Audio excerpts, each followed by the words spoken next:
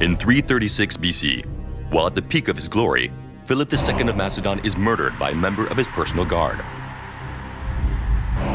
2 years later, his son, Alexander III, narrowly escapes death on the battlefield. In 328 BC, Alexander III, now called Alexander the Great, decides to push back the boundaries of the known world. These three intimately connected events are the key moments in one of the most exciting of human adventures. We shall see which.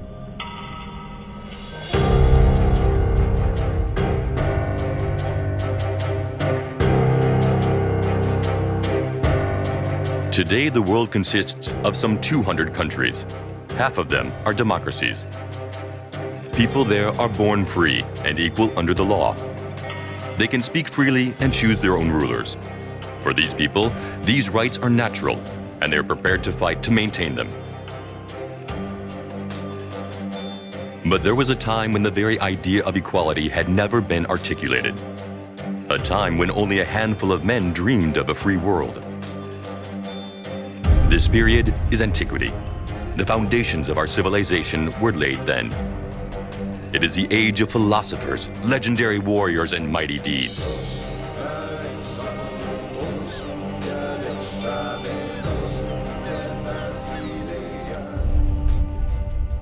In 350 BC, the Mediterranean world is dominated by two completely opposite peoples, the Greeks and the Persians.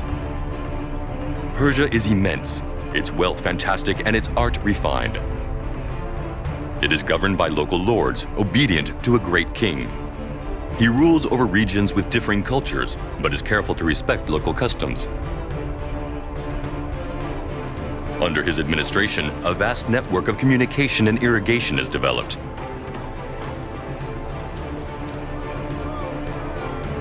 The authority of the great king is absolute. The good of the empire comes before everything else. Persia is the king. An alien world to the Greeks, who consider it a barbaric system. In Greece, it's the opposite. Each city is independent. Athens, Sparta, Thebes govern themselves and are constantly at war with one another.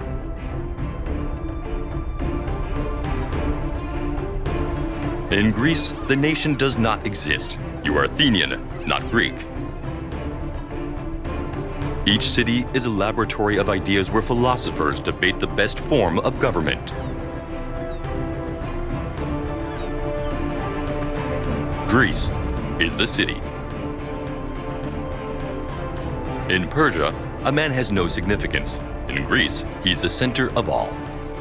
The two peoples cannot understand each other. So, they confront each other. Welcome to the memory of humanity. Here we can control time, analyze and compare billions of events, and alter them to rewrite history endlessly. The Athenians invented democracy. Of all the systems they tried, this was the least damaging. However, it is a far cry from our present-day democracy. Imagine that we could transpose the ancient Greek system to our contemporary cities. New York, for example. The megalopolis would be totally independent. City dwellers would consider themselves New Yorkers rather than Americans. The city would have its own army and would not recognize the authority of the President of the United States. It would choose its own policies, its currency, and its educational program. It would regularly bid war with Dallas or Los Angeles. It would only enter into alliances with those cities when faced with imminent danger. All citizens would be free and equal under the law and would be able to put forward and to vote for laws. All the citizens, not all the inhabitants. Because in ancient Greece, to be a citizen, you had to be not only a man, which excludes half the population, but a free man, not a slave. And, of course, not a foreigner. In addition, you had to be rich, so as not to need to work and thus be able to take part in political debates. Transposed to our period, a mere 2% of New Yorkers would be considered as citizens, which is not exactly our conception of democracy today. During the Greek period, as in our own, the system is not perfect. We still have some way to go before humanity as a whole really gets an equal chance. Let's continue. In Greece, the cities are divided. Persia waits and watches. Persia has long desired the Greek lands, and the history of the two countries is strewn with epic battles: Marathon, Thermopylae, Plataea, Salamis.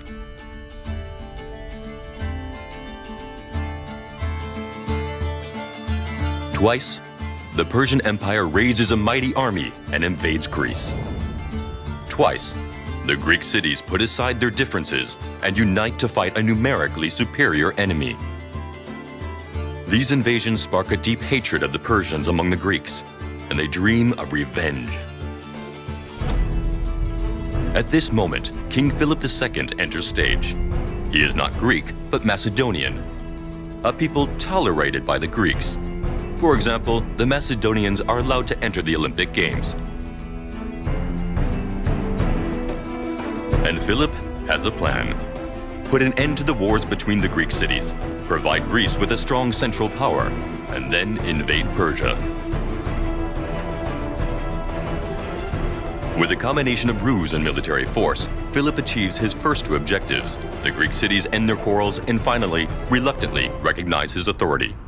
Finally, he can now turn to Persia and return the affront. Philip fears nothing and nobody. He does not wear his armor all the time. However, threats can come from any quarter, including one's own camp.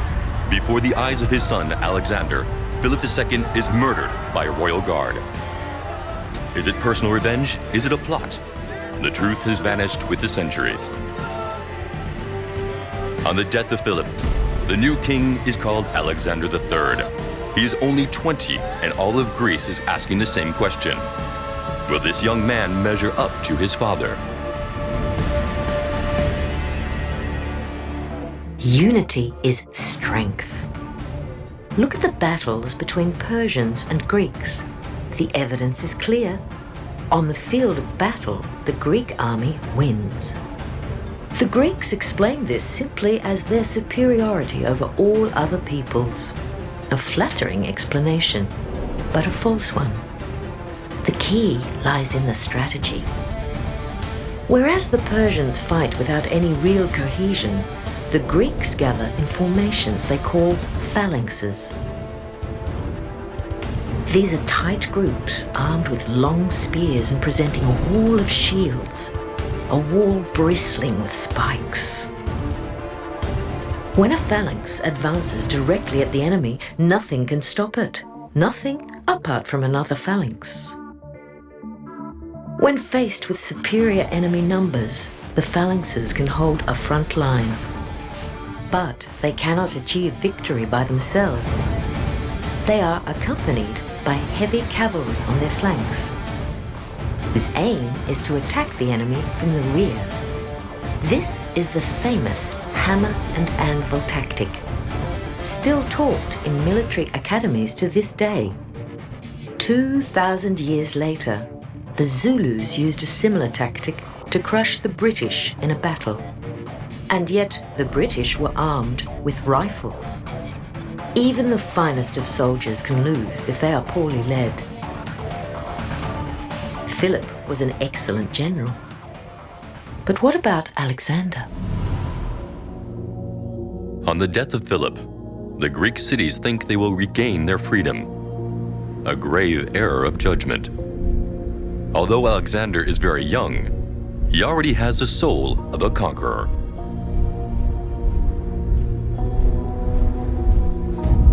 Like Philip, he excels in the art of warfare, and like his father, he can drink to excess and fly into a rage. From his mother, Olympias, Alexander inherited his ambitious, calculating mind. He knows how to take time to think, especially as during his youth, he was instructed by the famous philosopher Aristotle.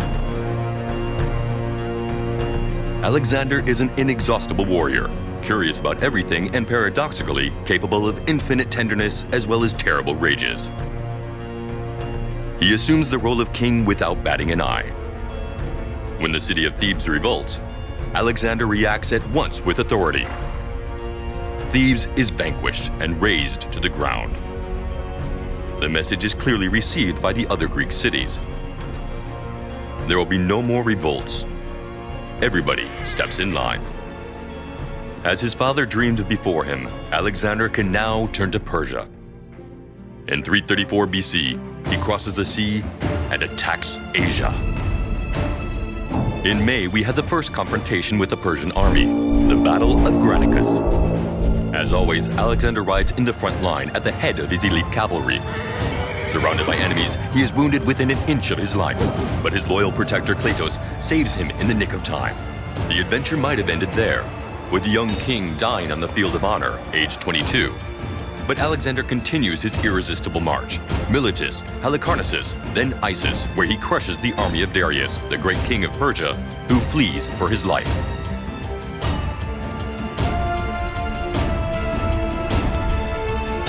And after the city of Tyre, it's the Egyptian campaign. There he founds Alexandria and becomes pharaoh. He then enters Syria. He crosses the Euphrates and the Tigris.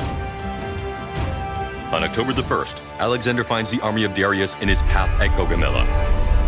Alexander's men are outnumbered, far from home and faced with a huge army. But the Greek phalanxes absorb the shock. They allow Alexander and his cavalry to charge directly upon Darius in the heart of the enemy army. A mad gamble, 100 to 1. The charge is heroic. Alexander comes almost within striking distance of the Persian king. Darius abandons the battlefield. Persia is the king. When the king flees, the army follows. It's a debacle. At the end of October, Alexander takes Babylon and then Persepolis. Darius, fleeing, is murdered and handed over to the young king. The victory is total. The Persian Empire has just changed masters.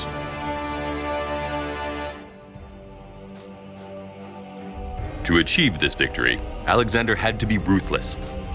Prisoners executed, cities destroyed. But once the victor, he shows himself to be extraordinarily merciful towards the vanquished. He respects their customs, supports the existing administration, and even recruits Persians into his army. Aristotle had taught him to behave as an equal with the Greeks, but as a master with the barbarians.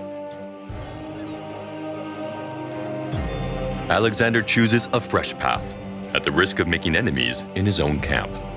As of now, the Greek soldiers fight side by side with their Persian counterparts.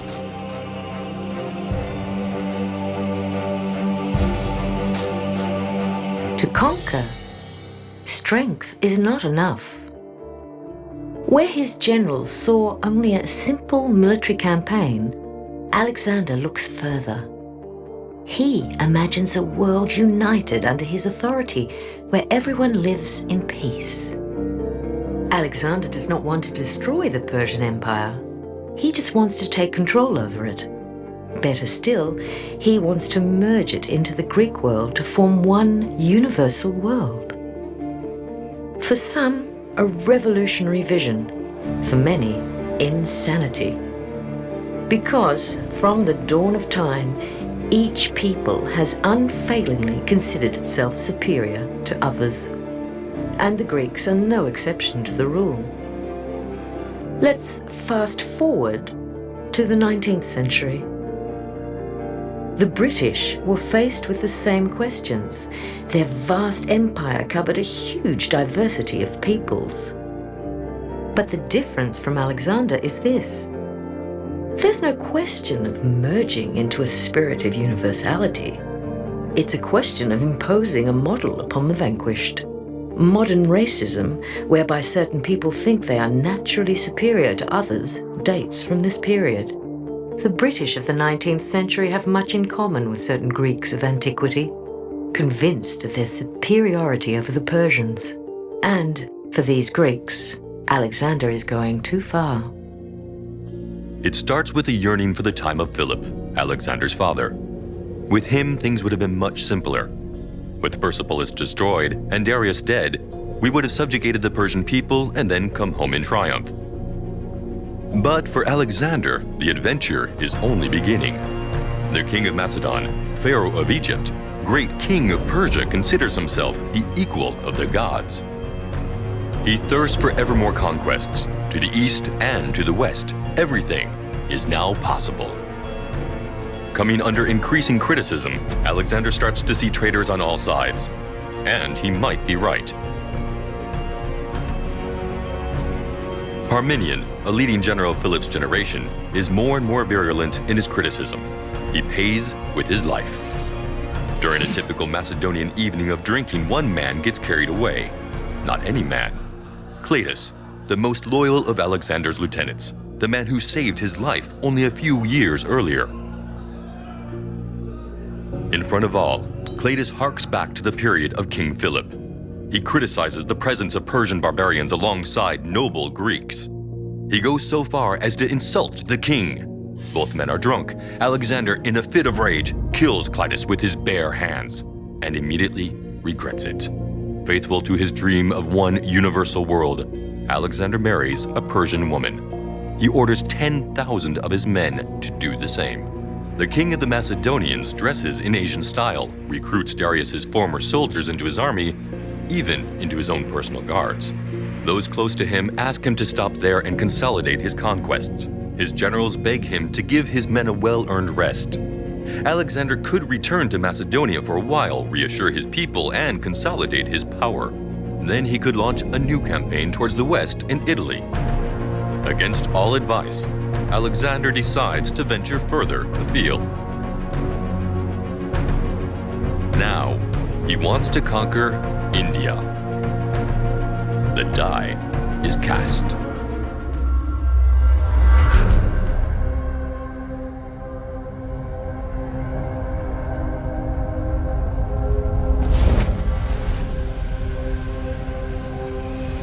We have just reached a turning point. A turning point is a key event, a crossroads in our history where the world swings one way or the other.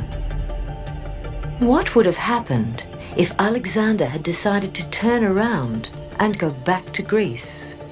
At this moment, he has the advantage of immense glory, a monumental war chest, the best army in the world, and an insatiable thirst for discovery. He didn't have to be satisfied with Persia. He would certainly have conquered the rest of the Mediterranean, Italy, Gaul, Spain, North Africa. Greek and Persian cultures would have been mingled with those of the Celts and the Latins. The Roman Empire would never have come to be. He would have left a Greco-Persian world, a universal world as Alexander had dreamed. Closer to our time, another man was faced with the same type of choice. After forcing Europe to its knees, Napoleon weighed the pros and the cons for a long time before invading Russia at the head of his Grand Army. A choice that finally brought about the fall of his empire. Back with Alexander, to Parmenion, who is reported as saying to him, "If I were Alexander, I would stop here." The king is said to have replied, "So would I, if I were Parmenion." Amongst Greek philosophers, kairos is the art of making the right choice at the right time. But to achieve this, one must distinguish between perseverance and stubbornness. Does Alexander make the right choice when he directs his armies towards India?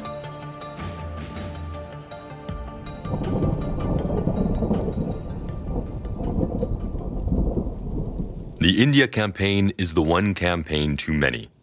From Greece, Alexander's army has already traveled 9,000 miles. His men now fight because they have to. Their heart is no longer in it. After the Battle of Hydaspes, and despite yet another victory, the army categorically refuses to go on. Even the veterans have had enough. With iron in his soul, Alexander orders the return home. A journey that will prove long and difficult.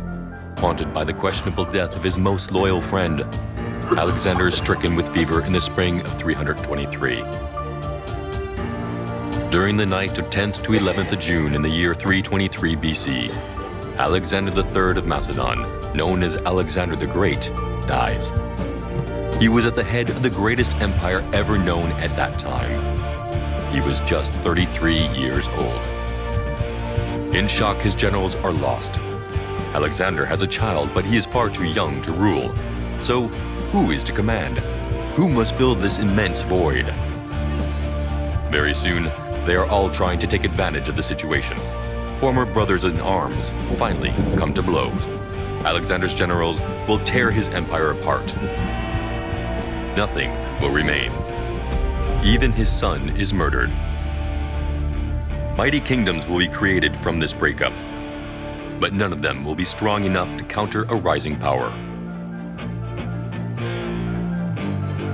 On the other side of the Mediterranean, on the Mount Palatine, in the heart of faraway Italy, a young city is destined for a great future.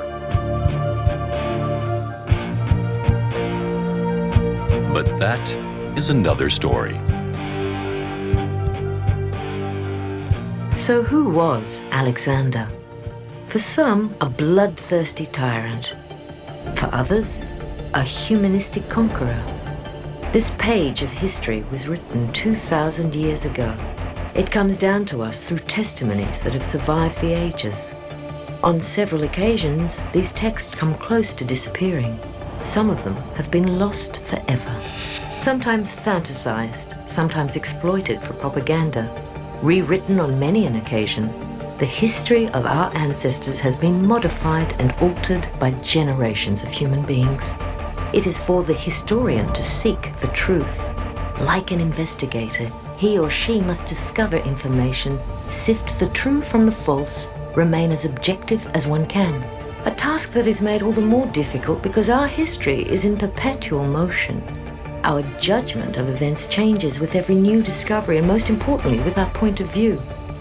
During the American War of Independence, the British considered the colonials in revolt as rebels. They saw themselves as patriots. During the French Revolution, King Louis XVI referred to the rioters when speaking of those fighting under the name of citizen. The Iraq War is seen by some as a war of liberation in the name of democracy. For others, it is an illegal invasion intended to seize oil supplies.